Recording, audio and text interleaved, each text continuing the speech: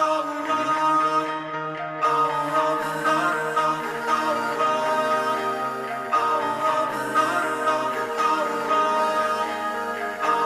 ada tabel distribusi frekuensi. Apakah tabel distribusi frekuensi tersebut ialah suatu alat penyajian statistik yang berbentuk kolom dan jalur yang di dalamnya dimuat angka yang dapat melukiskan atau menggambarkan pancaran atau pembagian frekuensi dari variabel yang sedang menjadi objek penelitian. Nah, tabel distribusi tersebut ada dua. Di sini kami menjelaskan ada data tunggal dan data kelompok. Di sini saya menjelaskan data tunggal. Tabel di atas sini menggambarkan tentang distribusi frekuensi nilai hasil ujian dalam bidang studi pendidikan moral Pancasila dari 40 orang MTSN. Nah, di sini ada nilai 8. Nilai 8 di sini ada 6 orang siswa yang mendapatkan hasil tersebut.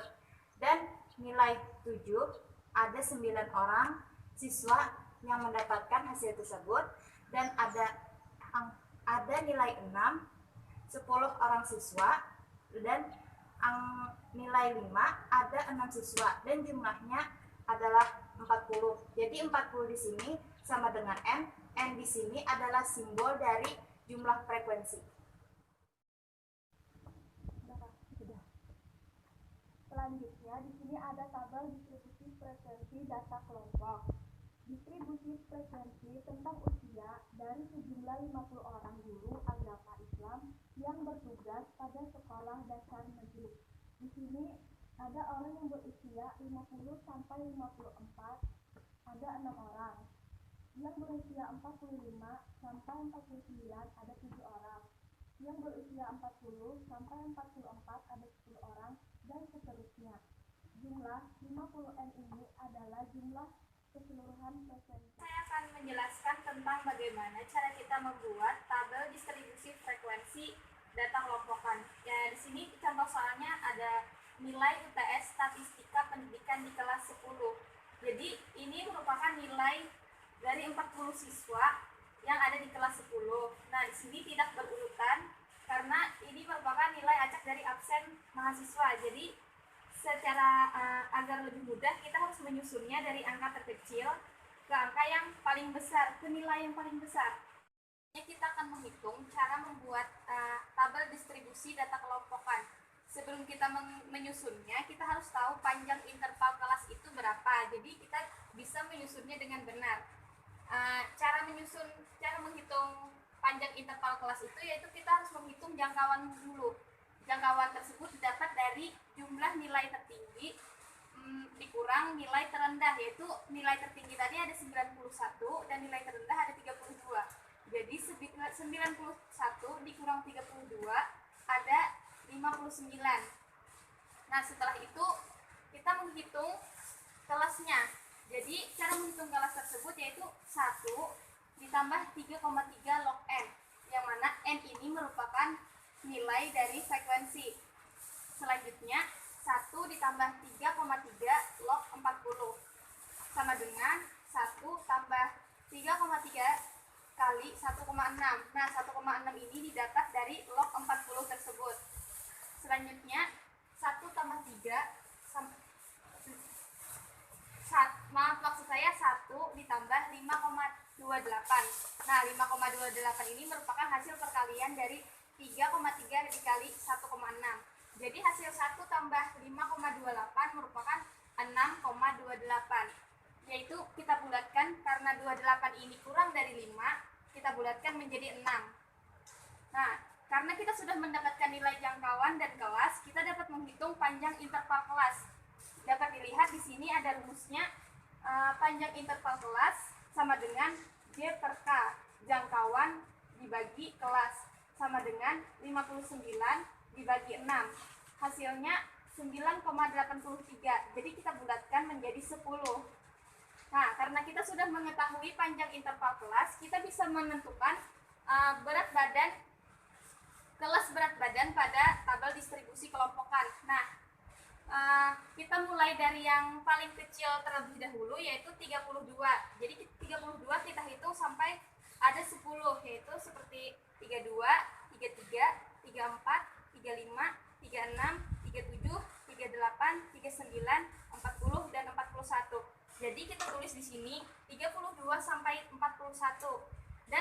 seterusnya sampai 91.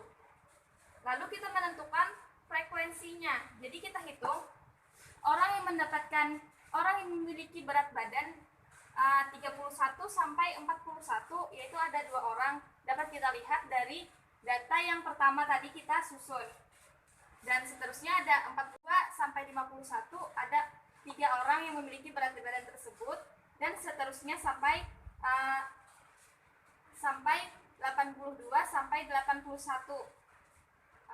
Tersebut kita jumlahkan apakah benar frekuensi tersebut ada 40 orang.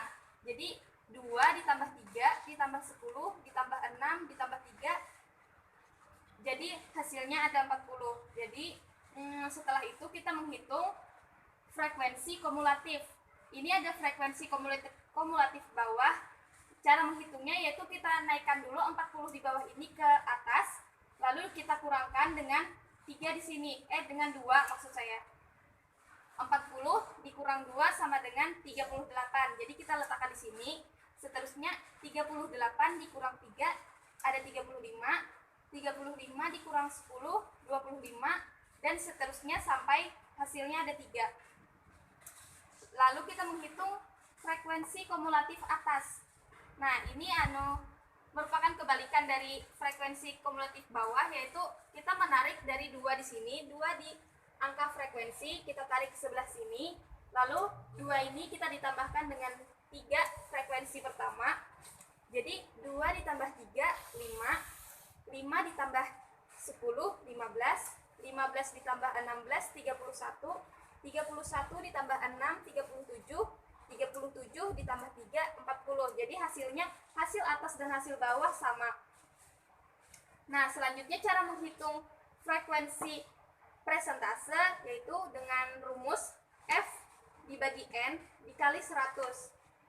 Contohnya seperti F tadi ada yang F pertama 2 dibagi N yaitu 40 dikali 100, jadi hasilnya 5. Begitu pula 3, 10, 16, 6, dan 3 kita menghitungnya dengan cara yang sama pula. Lalu hasil dari hitungan ini kita tambahkan, kita jumlahkan semuanya. Apabila jumlahnya sampai 100 berarti kita menghitungnya sudah benar, dan itu merupakan data yang selanjutnya ada grafik distribusi frekuensi. Yang pertama poligon. Poligon adalah grafik garis tunggal yang dihasilkan dengan menghubungkan titik tengah. Yang pertama poligon data tunggal. Nilai ulangan harian bidang studi matematika yang diikuti 40 siswa. Ini tabelnya. Di sini ada nilai 10 yang frekuensinya ada 2 orang siswa yang menghasilkan nilai 10, dan ada nilai 9 ada 3 orang siswa, dan nilai 8 ada 5 siswa, dan seterusnya seperti itu. Selanjutnya ada cara membuat grafik poligon. Caranya yang pertama adalah membuat sumbu horizontal lambang X. Nah, jadi di sini adalah lambang X yang horizontal, dan yang vertikal adalah kita meletakkan titik nol pada sumbu perpotongan X dan Y. Sumbu X di sini untuk nilai yang di tabel tadi, dan sumbu Y di sini untuk nilai frekuensi. Untuk meletakkan nilai-nilai tersebut tadi, untuk di X, nilai yang terkecil untuk sebelah kanan dan selanjutnya sampai ke terbesar.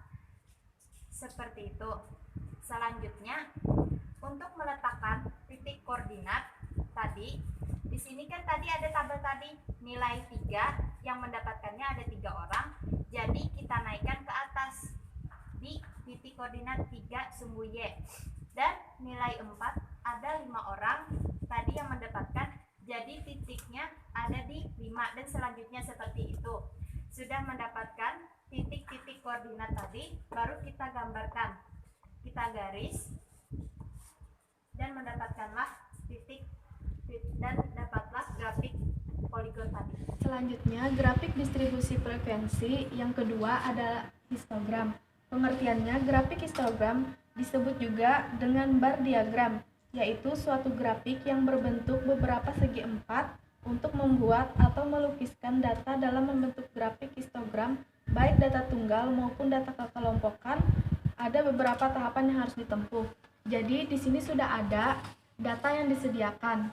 Nilai 50 sampai 54 frekuensi 6 dan 55 sampai 59 ada frekuensi 5. Jadi untuk membuat grafik histogram kita harus menentukan batas atas dan batas bawah. Caranya 50 dikurang 0,5 hasilnya ada 49,5 dan 54 ditambah 0,5 sama dengan 54,5. Jadi begitu seterusnya.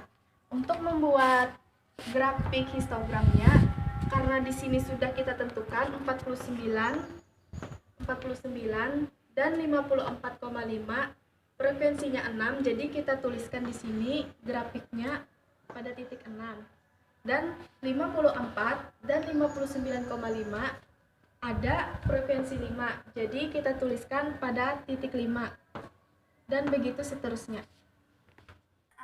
Grafik distribusi frekuensi yang nomor 3 yaitu OGIF. OGIF ialah distribusi frekuensi kumulatif yang menggambarkan diagramnya dalam sumbu tegak dan mendatar atau eksposional. Di sini ada data yaitu nilai dari siswa, dan ini adalah jumlah siswa yang mendapatkan nilai tersebut. Ini merupakan data kelompok. Nah, sebelum kita menggambarkan OGIF, kita harus mencari batas atas dan batas bawah. Yaitu batas atas itu merupakan nilai lebih dari, sedangkan batas bawah itu nilai kurang dari. Nah, cara mencari batas atas ialah dengan menambahkan 54 ini dengan 0,5 dan mencari batas bawah yaitu dengan mengurangkan nilai 50 yang di depan ini dengan 0,5. Nah, bisa kita lihat 50 kurang 0,5 yaitu 49,5. Nah, ini merupakan hasil pengurangan dari batas bawah yang ada pada tabel ini. Nah, dan ini merupakan batas atas yaitu hasil penjumlahan nilai yang sebelah ini dengan 0,5. Nah, di sini saya akan memperlihatkan OGIF negatif atau OGIF kurang dari, yaitu dengan meletakkan nilai yang sudah kita kurangkan dengan 0,5 yang dilihat dari sini, kita letakkan pada sumbu X, dan Y yaitu frekuensi kumulatif frekuensi kumulatif bawah, yaitu yang kita dapatkan dari menarik jumlah dari frekuensi ini ke sini, lalu kita kurangkan dengan 6, dapatlah 34 dikurang 5 dapat 29 dan seterusnya sampai hasilnya 3. Nah, hasil ini kita letakkan di sumbu Y, yang mana kita letakkan di sumbu Y, lalu kita ambil nilai tersebut, kita tentukan yaitu 74,5 ini ada 3 orang maksud saya. Nah, jadi kita letakkan sejajar dengan angka 3. Nah, di sini karena tidak ada angka 3, lalu kita letakkan di bawah 5. Lalu selanjutnya ada 69,5. Ini ada 13 orang, jadi kita letakkan di atas 10. Sejajar dengan angka di atas 10. Selanjutnya seperti yang sebelumnya, lalu kita gambarkanlah pola OGIF, yaitu menyambung tidak terputus seperti ini. Untuk pembuatan poligon hampir sama dengan histogram. Sudah ada datanya, sekarang insert, kita pilih line, kita pilih yang paling atas, kemudian kita hapus layer, kita kasih nama, situ ada chart title, pilih yang di tengah, kita ganti menjadi poligon berat badan 100 siswa.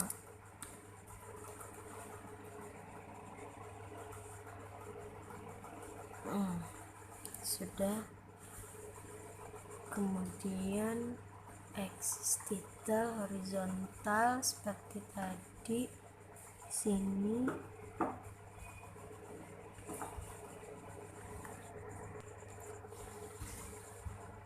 kita ganti menjadi berat badan kilogram.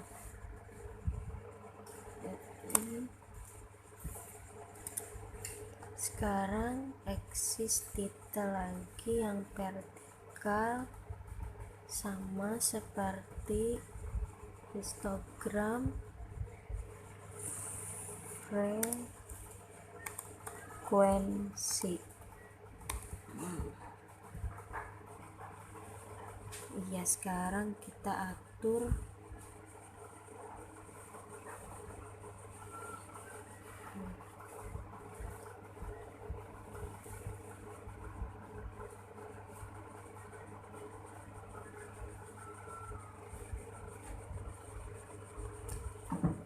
sekarang polygon kita sudah jadi. Di sana sudah ada datanya, langsung kita akan membuat tabel histogram. Pertama ke insert, terus ke kolom, kita pilih yang pertama, frekuensinya kita hapus. Ini terserah mau warna apa.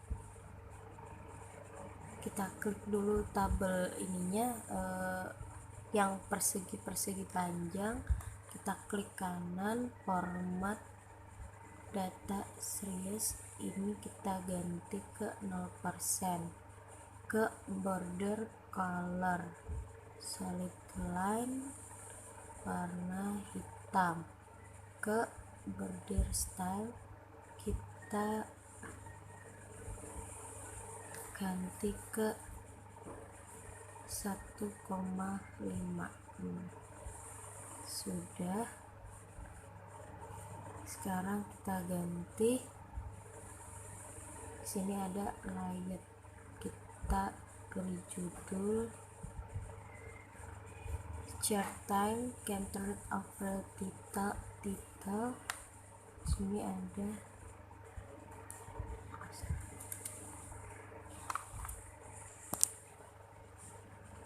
kemudian ke axis titles, pilih horizontal, title below axis kita ganti jadi berat badan kilogram.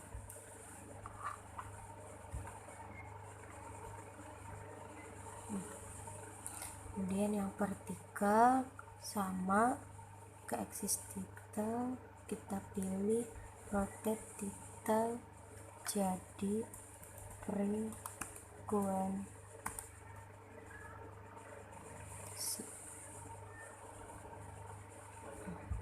Sekarang kita atur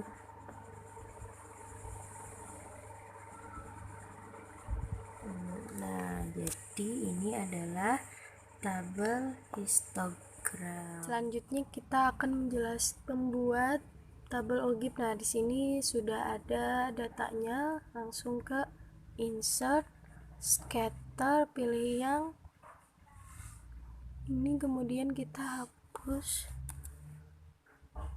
Kemudian kita klik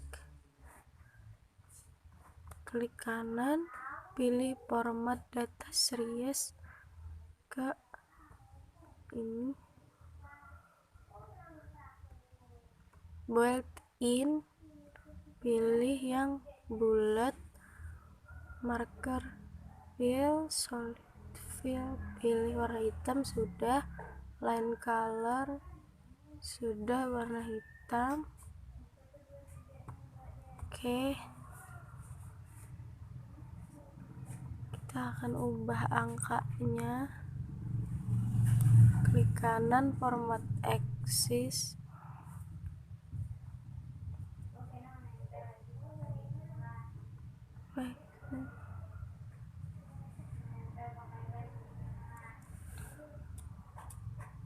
nol,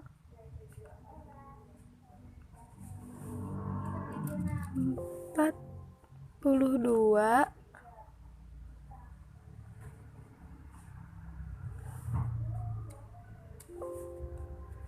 18,